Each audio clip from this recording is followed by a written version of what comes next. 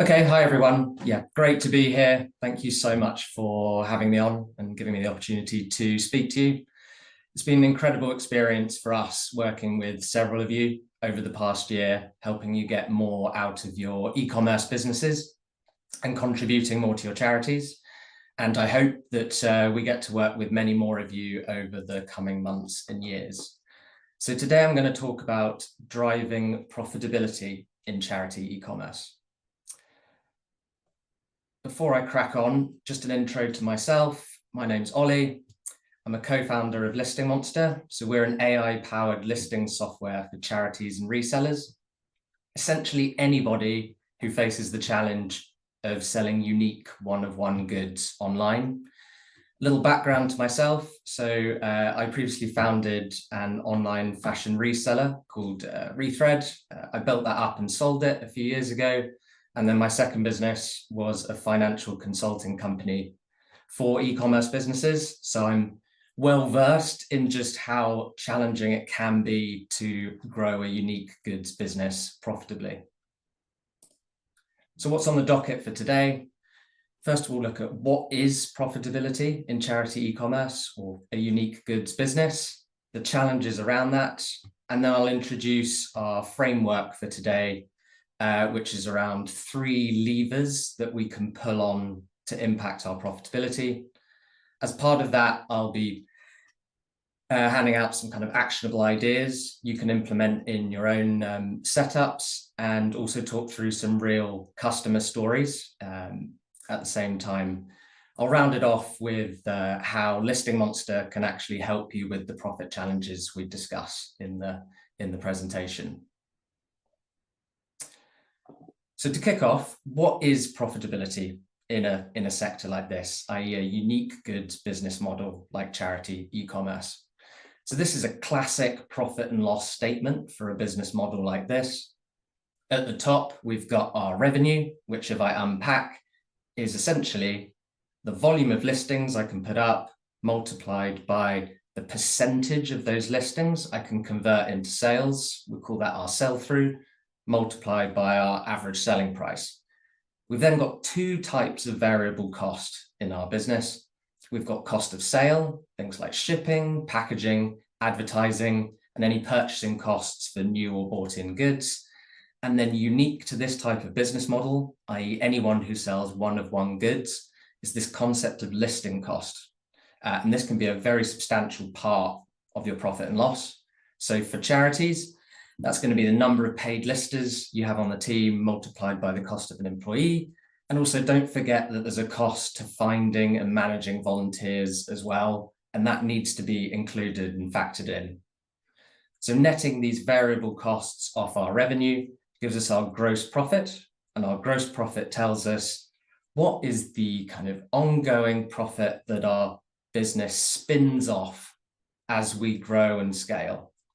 We can put our gross profit towards covering our overheads, things like rent, office expenses, any employees not kind of directly involved in listing or selling, and then netting off that leaves us with our net contribution profit, which is what we can send to our charities to raise vital funds.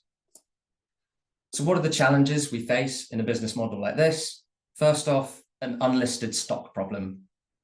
Many of you just simply don't have the capacity in terms of man hours to list all the stock and donations you might like to, and every single one of those goods which isn't listed is money left on the table. Secondly, there's the high listing cost per item we face in this business. This is down to just how long it takes to list and sell an individual item.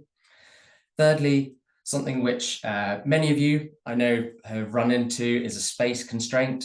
Some of you might be lucky to have nice big warehouses with spare capacity, but I know many of you are kind of packed into existing spaces in rooms or floors of existing buildings, and it's a constant thought process for you of how can I maximize the listings and revenue for the space that I've got. Next point is around, we've put all this effort, time and cost into creating these listings, and actually quite a large percentage of them don't end up selling.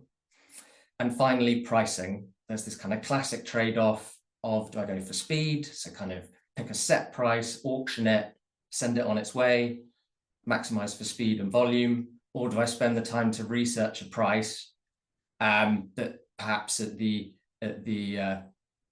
cost of losing some time and not being able to list so much? So what tools do we have in our toolkit to address profitability in an e-commerce business like this?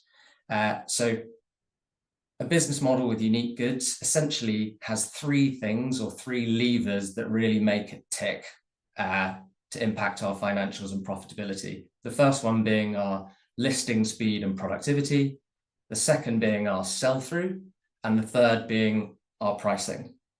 I'll talk through each of these in turn in more detail, but the thing I really want you to hold in your heads is that these do not operate independently of each other.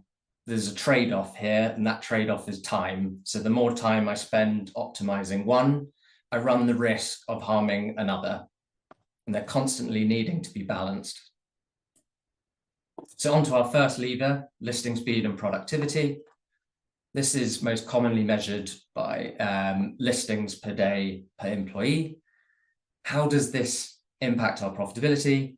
Well, the first is increasing our revenue by reducing our unlisted stock problem. So if my team are able to have capacity to do more listings in a day, that means more goods are getting drawn into the e-commerce funnel and you're generating revenue from them. And actually we did a separate piece of research around break-even prices in charity e-commerce, and actually every item worth over 10, maybe 15 pounds, depending on your cost structure, is profitable for you to list. And you should be just trying to list as many items as possible over this threshold. Not doing so is leaving money on the table if left unlisted. If you're wondering how many kind of eBay listings and sales a charity of my size can support, we actually put out a detailed piece of research a few weeks ago.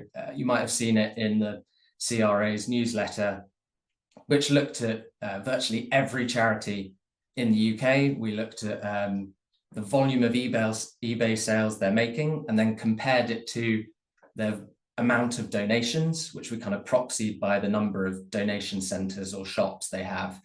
And the rule of thumb we got from that is that your charity has enough stock to support between 1,000 and 3,000 eBay sales per donation point or donation taking shop. So if I'm a charity with 10 donation taking shops, you should be able to profitably support an eBay operation of 10 to 30,000 eBay sales a year, i.e. a lot more than many are doing. So the second mechanism by which listing productivity impacts our profitability is reducing the listing cost per item. This is because it reduces the time we spend on each listing. This not only increases the profit we make per item, but also vitally, it lowers that break-even price we talked about per item. So in turn, actually opening up a whole new layer of stock to you as profitable to list. So actionable tips to improve productivity. A lot of this is just a mindset. So thinking volume first. So time, man hours, employee hours is the most scarce, valuable resource at your disposal. And you're constantly trying to think, how do I maximize the revenue for each of those hours? The single highest payoff way to spend, for example, 5 minutes is just to list another item and actually to minimize time spent on what we would call kind of perfecting tasks, i.e. editing every photo on listing, doing lengthy descriptions, or spending too long on price research. Second point to make here is we have this amazing new technology called generative AI, and we've now got the capability to delegate several of the jobs to AI, freeing up our team to list more. So for example, Listing Monster is able to do research, listing creation, SEO, pricing, and photo editing for you at hopefully a quality level on par or hopefully even better than you've been able to do beforehand. And that frees up your team to focus on photography and a final kind of quality control review, and freeing up their time to just list more. Final point, which kind of you could do a whole talk about it in of itself, is looking at optimizing the physical layout and process of your warehouse to free up more time. So we wanted to highlight a customer story here in terms of tackling labour productivity, a charity based down in Devon called InFocus that we work with. So they've got a small e-com team who between them just didn't have enough hours to list all the good stock they get from shops, leaving revenue on the table. Their solution to this was to get Listing Monster in to automate the listing creation, leaving the listers with 2 jobs, photography and just a final check review on the listings. The results were pretty dramatic, so speeds were up between double and quadruple depending on the lister, and total time per item, including photography, was brought down to between 1 and 5 items depending on the type of item. And actually listing capacity today per day was up to, at the highest case, 80 per day for one of the listers. Our second lever, sell-through. So we measure this by looking at the percentage of items that have sold after 30 days and 90 days of listing. How does this impact our profitability? So this increases, it can increase revenue by reducing the number of items that go unsold. Rather obvious point to make, but the fact that we've already incurred a cost to putting up that listing means that all that revenue drops through to our bottom line. Second, and perhaps more nuanced point, is it helps you resolve your space constraint issue for those who are facing that. So if you're selling more of your items faster, you are turning over that inventory faster, freeing up space for new items more frequently, so you can just list more in a given month or a given year. On the right-hand side, we've got a couple of numerical examples showing you how each of these mechanics can impact your business. So in the top right, we've got the impact of bumping sell-through by 10%, and you can see that's actually added almost £9,000 of profit per lister. And in the bottom right-hand side, we've got an example of what would happen if you're a charity with constrained storage space for 3,000 items. If you sold those items on average 15 days quicker, you would be able to turn over your inventory, those 3,000 items, 4 more times in a year. What does that mean for us? It means that we can list up to 12,000 more listings a year, which could potentially opens up the opportunity to raise another almost £250,000 of revenue given the same storage space. So actionable tips to help with sell-through. First thing, look at your SEO. And by SEO, I mean search engine optimization. This gets at the concept of making your items more findable for buyers, accessing more buyers and letting buyers find it more quickly. You can look at kind of practical things like filling your titles with keywords and completing more item specifics, as well as listing items across multiple channels. But again, there's a trade-off to these things which you need to consider, which is time. The second area we can look at are merchandising activities, i.e. things we can do after the listing is up for sale to help them get sold. First thing might be looking at actively discounting prices to get items sold. We would recommend you try and get items sold between 60 and 90 days, because actually after 90 days, search engines like eBay and Google's start to consider your items stale and demote them down search engine results. And actually after 90 days, the chances of selling an item become increasingly negligible, which in turn makes the optimal course of action actually just to sell stale items at a clearance price and free up the space for a new item. You can also look at bumping listings, which is a way of tricking search engines into thinking that your stale listing is actually fresh.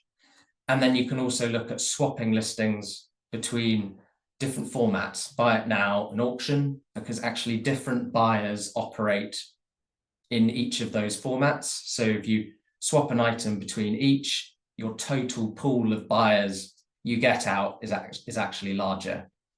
Of course, all of these tips have a trade-off, is that they take time for your team to do manually, and that comes at the expense of maybe the volume you can do.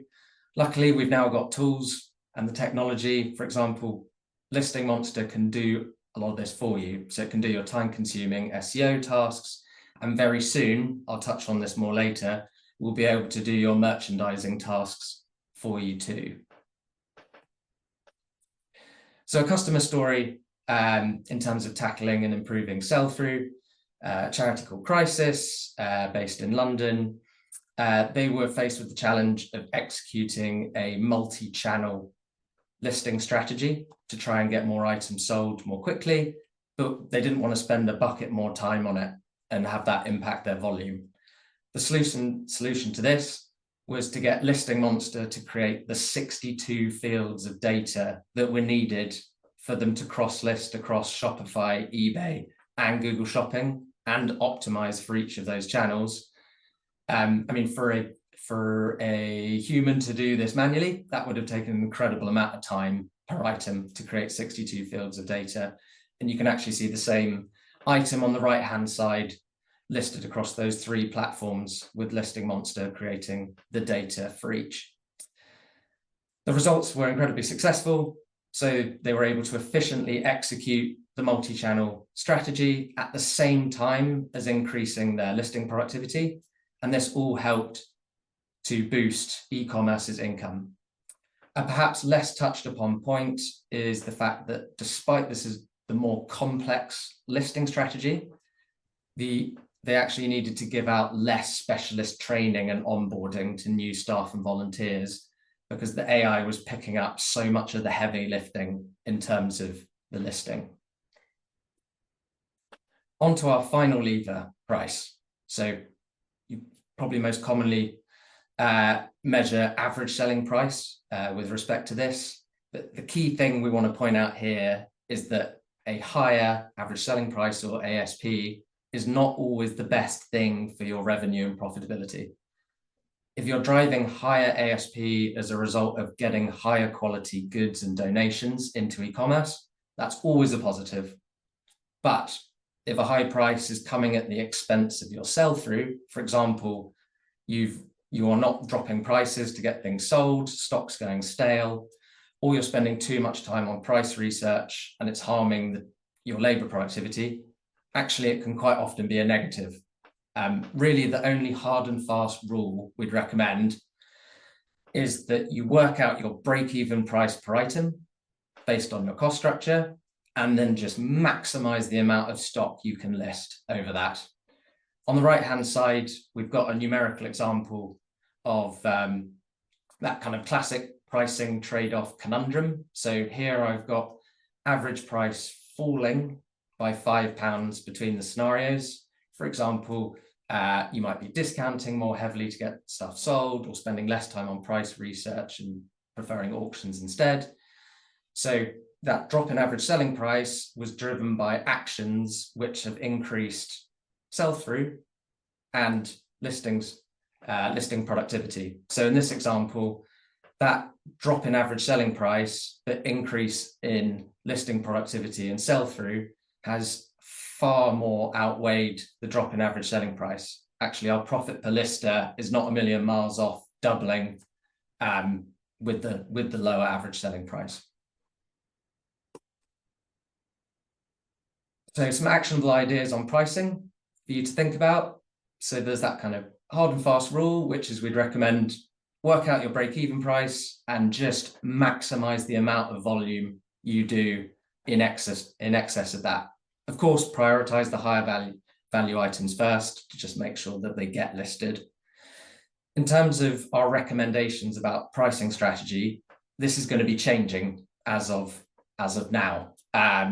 So in a previous world where we didn't have the technology we have today, we would have suggested that choosing a set price, setting things off at auction to just kind of minimize research time, maximize volume was the optimal way to go.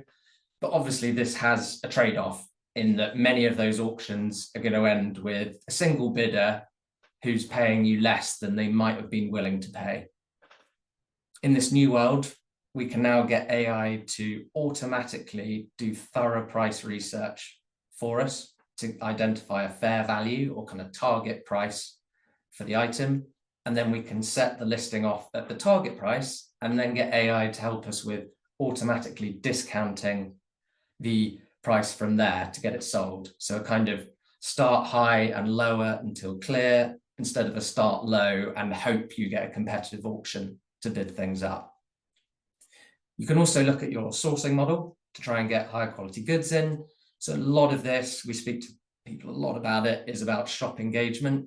So have e-commerce given shops a proper set of criteria for goods that they want, and have the shops got the toolkit to be able to deliver on that, check valuations, fit the criteria, and then are the shops getting recognition for the goods that they send to you and the revenue it generates, and are they given visibility on what's happening to incentivize them. You can also look at corporate donations, potentially a very rich, deep pool of sellable goods.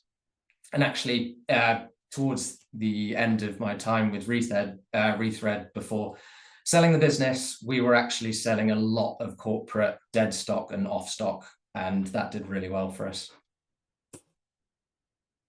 So I just wanted to highlight a big focus for us at the moment, which is solving the trade-off problem we've discussed with pricing and sell-through, the time problem, basically.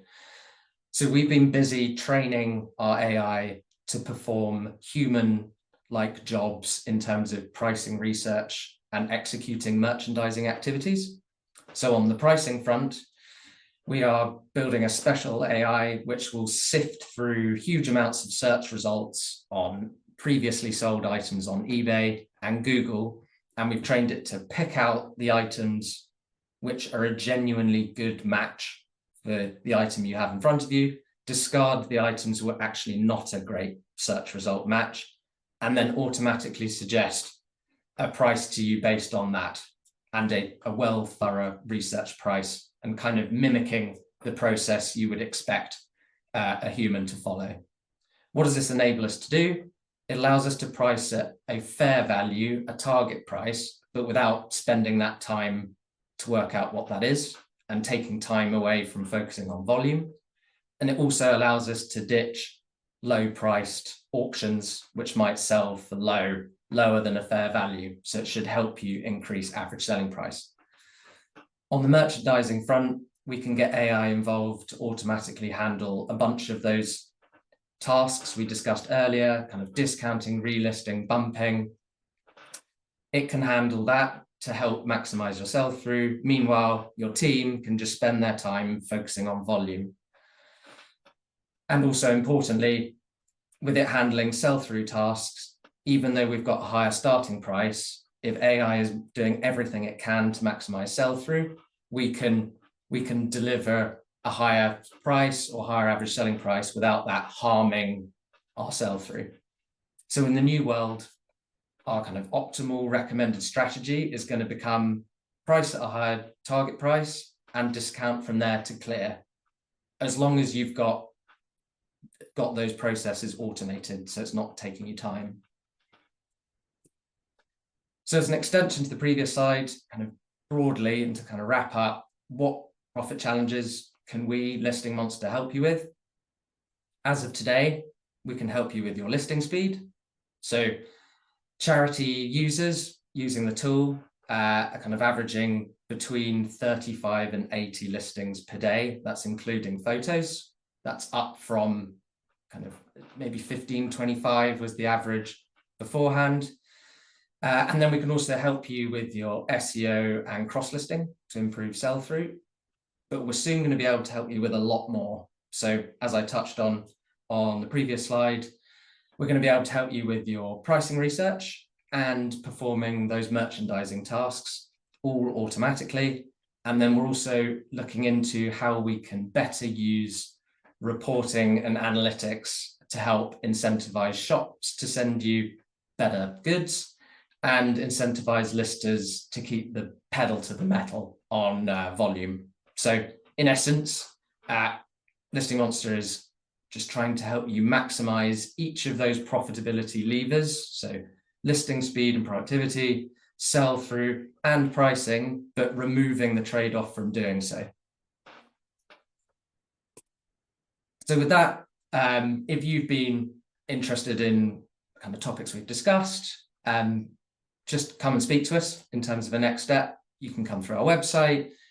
My email's up on the screen now. Just shoot me an email and we can offer you a free consultation, properly tailored to your charity. We'll kind of discuss your specific setup, and then we can discuss those sort of tips for improving listing speed, sell through, pricing, how to get AI ready, and kind of tailor it really to you. And then if you're interested, you can have a completely free trial of Listing Monster. So with that, I will wrap up, say thank you for your time, and I hope to meet many of you in the days and weeks to come.